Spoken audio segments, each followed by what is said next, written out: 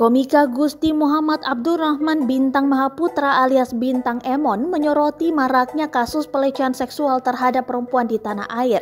Dilansir dari kompas.com, Bintang Emon juga ikut menyinggung soal kasus pelecehan seksual yang dilakukan oleh guru pesantren di Bandung, Jawa Barat berinisial HW kepada belasan santriawatinya. Melihat bukti adanya kasus pelecehan seksual di lingkungan pendidikan agama, membuat Bintang Emon menganggap bahwa pihak yang salah dalam kejahatan ini adalah laki-laki. Di luar dari upaya pencegahan perempuan dengan memakai pakaian tertutup serta tidak keluar rumah, bagi Bintang Emon pencegahan utama tetap ada pada diri laki-laki.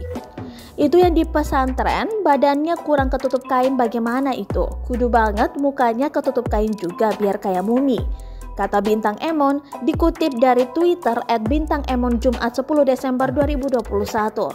Komika kelahiran Jakarta 5 Mei 1996 itu menyayangkan aksi bejat yang dilakukan para pria di luar sana.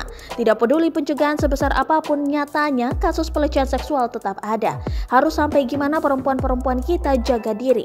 Itu harus sampai kayak gimana sih? Badannya harus sampai ditutupin kain berlapis-lapis gitu, sampai kayak gulungan bahan di Tanah Abang. Atau di rumah sendiri kita harus nyewa satpam biar merasa aman, tanya dia. Ia pun menyarankan kepada pemerintah untuk melakukan hukuman yang setimpal pada para pelaku pelecehan seksual. Kalau gue boleh usul pemerintah, untuk tersangka ini yang sudah menghancurkan hidup orang lain karena kejahatan seksualnya, itu batangnya dikasih aja ke abang-abang bensu. Minta tolong dikeprek halus, lanjut dia.